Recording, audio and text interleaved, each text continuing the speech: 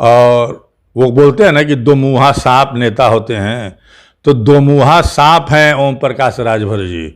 उनके बात की कोई वैल्यू नहीं है, कब क्या कहेंगे, कब क्या करेंगे, कब किसके साथ जाएंगे। उत्तर प्रदेश की कोई ऐसी पार्टी नहीं हो है जिसके साथ गठबंधन न किए हो, जिसके साथ गए न हो। और आज तक का रिकॉर्ड है कि वो अकेले चुनाव लड़े हैं तो अपनी ज़मानत नहीं बचा पाए हैं, अपने लोगों की ज़मानत तक नहीं बचा पाए हैं। और उनकी हैसियत नहीं है कि वो अकेले चुनाव लड़ के एक ब्लॉक प्रमुख का सीट जीत लें। लेकिन बात तो बड़ी लंबी लंबी करते हैं। उनको चाहिए सहारा, उनको चाहिए मदद, और बगैर किसी पार्टी के मदद के वो चुनाव नहीं जीत सकते। और सपा से कभी जीते हैं तो कभी भाजपा से जीते हैं। वो है दुमुहा सांप, कब क्या बोलेंगे, कब क्या करेंगे।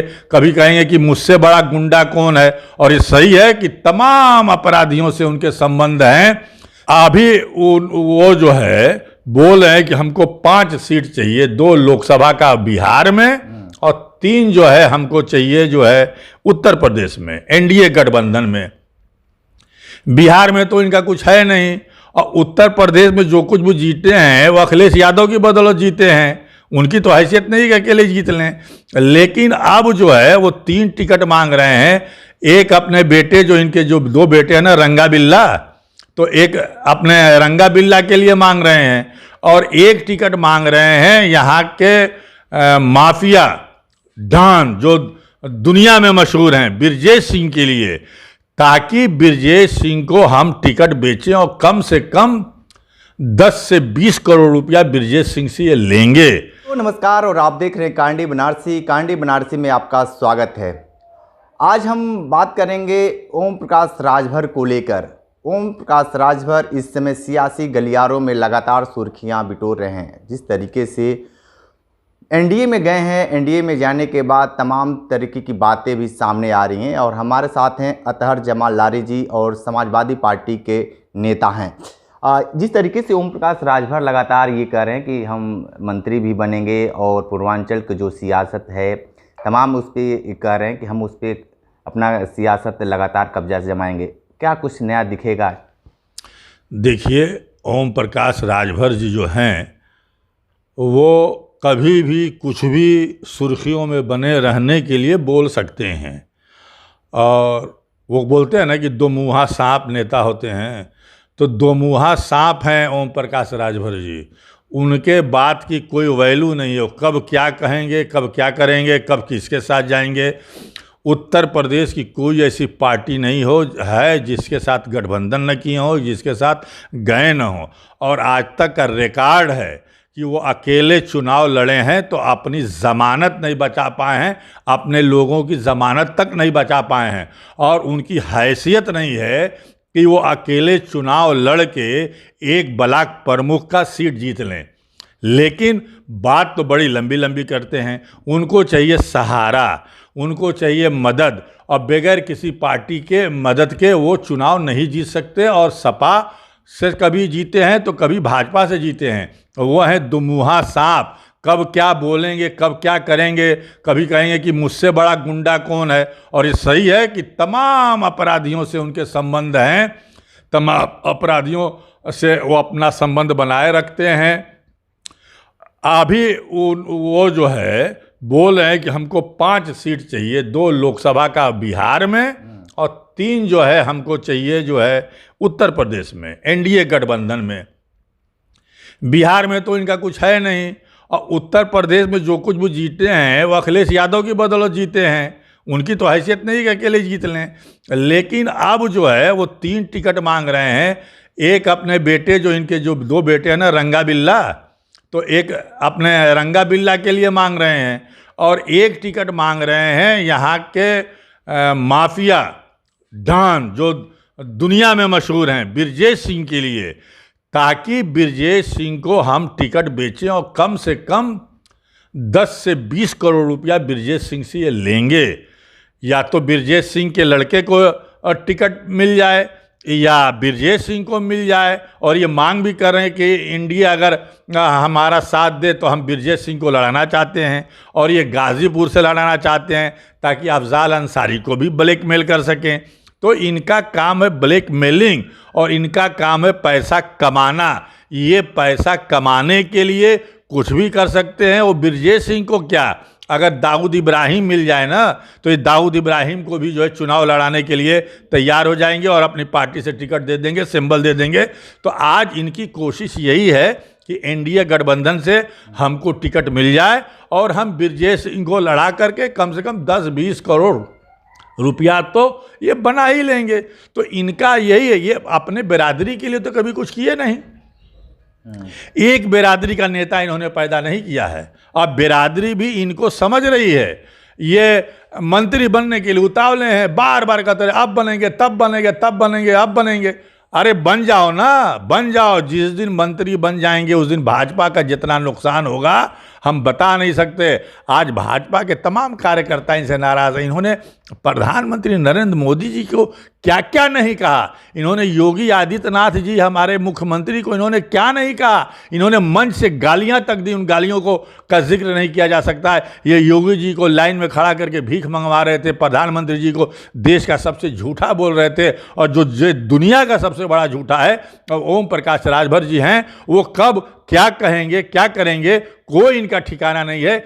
इसलिए अभी एसटी में, एससी में राजभर बिरादरी को रिजर्वेशन देने की बात थी। इन्होंने कौन सी लड़ाई लड़ी, हम जरा पूछना चाहते हैं। ये तो जागो राजभर जागो वाले लड़ रहे हैं, महेंद्र राजभर वगैरह ये लड़ाई लड़ रहे हैं। सड़क से लेकर के जो है कोर्ट तक ये लड़ाई लड़ रहे हैं। इन्होंने क्या किया है, इन्होंने कौन सा नेता पैदा किया है। राजभर नेता लगातार उत्तर प्रदेश से एमपी, एमएलए, मिनिस्टर, विधानसभा के स्पीकर तमाम बनते रहे हैं। इनका कौन सा योगदान है। कहते हैं कि हमने राजभर को जगाया। आपने क्या जगाया, राजभर को आपने मलियामेट कर दिया, आपने राजभरों को बदनाम किया। आप बोलते हैं कि राजभर शराब बहुत पीते हैं, यादव शराब बहुत पीते हैं। आप सबको जो बेइज्जत करते हैं, आप जो है सबको बदनाम करते हैं। इन्होंने राजभर बिरादरी को बदनाम करने का काम किया है। राजभर बिरादरी और दलित बिरादरी का एक अच्छा संबंध हुआ करता था। हर गांव में जहां राजभर बिरादरी के लोग होते हैं वहाँ दलित बिरादरी के लोग होते हैं। इन्होंने बहन मायावती जी के बारे में क्या क्या नहीं किया,